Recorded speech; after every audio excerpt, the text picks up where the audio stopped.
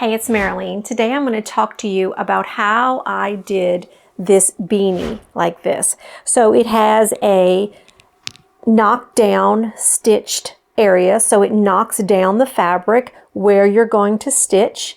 That is in your Design Shop Professional. And if you don't have Design Shop Professional, it's okay. You can get it digitized. Basically, I just have the stitches being, they're called knockdown stitches, but they knock down the fabric in the shape of whatever it is you're doing. This is also a very popular font right now with the swirls on the front and the back. And I'm going to talk to you about how I got that font, how I downloaded it into Design Shop and used it to do this hat. So I'm going to show you on the back, since I already did the front, I'm just going to show you how I did it just show you how I did it. So what I did first is I found my center and I mark it with a pin. So basically my pin reminds me that that's the top of the letter and that's the bottom of the letter because I'm about to flip the hat inside out. So I know the direction that I want it to go. So now I'm just going to flip the hat up like this and then pull it inside out like that. Okay, so now it's inside out. Now I'm going to use 3.1 ounce cutaway backing. I'm going to put my backing into the beanie. I'm also using a magnetic hoop. Now when you do embroidery, you're moving fabric constantly. So because you're moving fabric when you're sewing, because you're pushing on fabrics and pulling on fabrics, I'm going to actually pin down the cap to the backing. I'm going to pin this down right here so that there's a little less movement than the movement that's already going to occur. So I kind of have it like that. Now take your magnetic hoop, put it inside, try to keep the beanie as straight as you can, and then I'm just going to drop the magnetic hoop on the top. Like this. Okay, so it's going to look like that.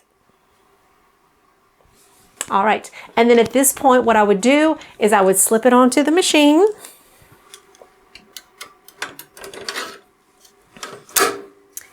And what you want to do is where that pin went in, that's my dead center. So I just can press the laser right here and find out if I'm exactly where I want the center of my design to be. And then if I'm not, I'll use the rectangle with the arrows to get it to the exact spot that I want. Okay, now I'm going to walk you through how I downloaded this font and how I did the knockdown stitches in Design Shop. So in image number 1, you can see that I went to dafont.com. I typed in fabulous in the search bar, and there it is. It's the first one listed. Then you're going to click download. In the second image, you can see where you're going to click the word download. In the third image, you're going to see the fabulous zipped font at the top of your computer because it downloaded onto your computer. So you're going to double click on that.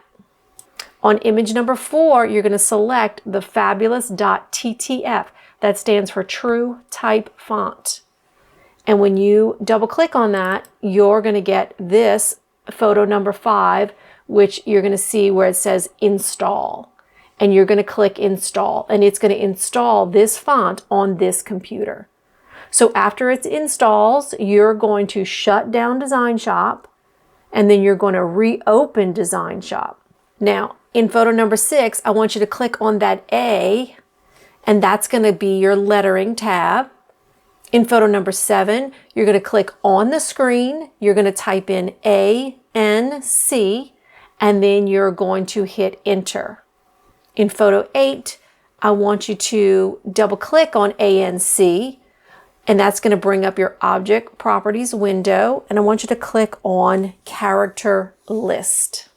In photo number 9, I show you to change that font to fabulous, which you'll see those 2 T's in front of it. That means it's a true type font. In photo 10, I show you how to scroll down through that character list of the fabulous font and you'll see all of those different characters down there at the bottom. And we're going to use the D with the swirl in the front, and we're going to use the E with the swirl in the back. In photo 11, I show you to put your cursor in front of the A, and then you're going to double click on that D that has the swirl in the front.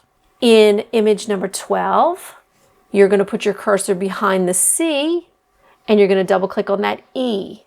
And you can see what it's leaving for that when you put the character list, when you put that character in from the character list, you're going to see how it puts a square box where you're clicking. So you can see here in photo number 13 how I have a box, ANC, and another box. And then I just said apply.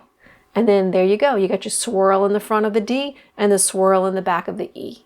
In image 14, I talk about the different type of underlay that I use for this font because I was sewing on a beanie. So I enabled the auto underlay, I changed my edge walk, and I also changed my secondary underlay to a double zigzag with a width of 80 and a density of 10. And I can explain why I did that maybe in another video. In image 15, you'll see that I centered it and that I changed the pull percentage to 170. And that's making it thicker because I am sewing on something that has a high pile.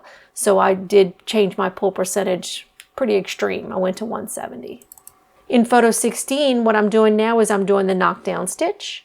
So you're going to right click on dance. You're going to go down to operations and generate basting primer.